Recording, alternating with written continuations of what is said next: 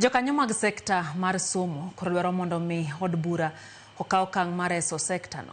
Kutelie kod jagoro maduong' mar riwruog NAT Collins Oyu kachiel gi mane en jakom mar riwruog jopuonj madongo Kai Ndimuli gikoni od bura osebedo kaoling. Ariga gana 2019 mane ochwalie kwayo mokwongo ewi omenda mar somo. Judith Omondi ntiere kod ler mathoth. We don't have the capacity as at now to finance free primary, free secondary. Pok juma orumo nyaka ne jatend migawo mar omenda John Mbadi keto elela ni nyaka sani budget osebedo ka romo mar chwalo somo maonge chudo ne jopuonjre mag primary kod sekondar.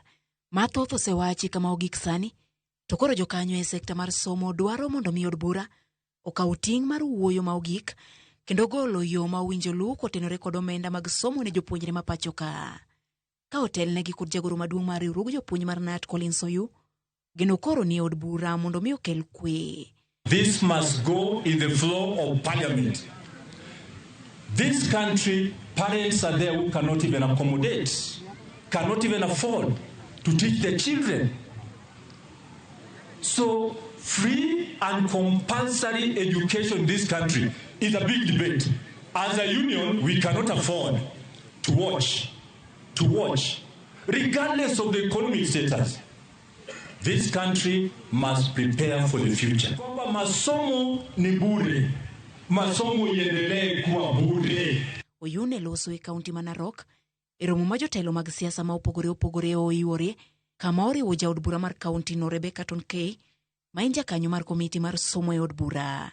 Tonkei ogolo paro mondo mi ochwal ng'uri e od bura. It's not the Kenya Kwanza government that is going to kill free education. Kwa sababu hata the Constitution of Kenya Article 53 iko very clear kwamba education, basic education is free. That is from ECD all the way to secondary schools. If that money is not enough, then they should come back to parliament watuulize sisi kama wabunge that we bridge the gap ili twende the 22,244. Kwa sababu hatuwezi rudishia wazazi kazi ya kuelimisha watoto ili hali maisha imekuwa ngumu.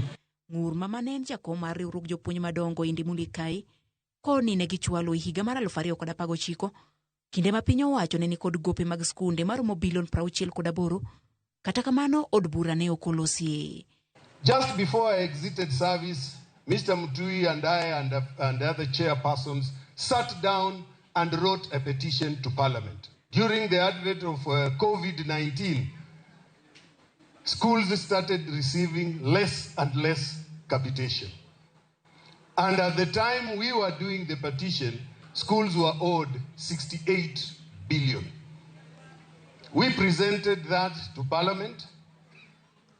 I wish the parliamentarians who were here to tell us what happened to the petition.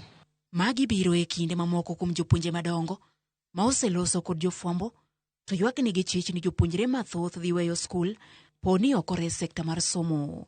We were expecting this capitation to be announced, but instead there is a pronouncement of decreasing capitation. We are foreseeing a situation where very soon we are going to have a big number dropping out of school and also many students not joining grade 10. Higani kende piny owacho ni kod gope mag skunde maromo bilion 18.6. Judith Omondi, Ramogi TV.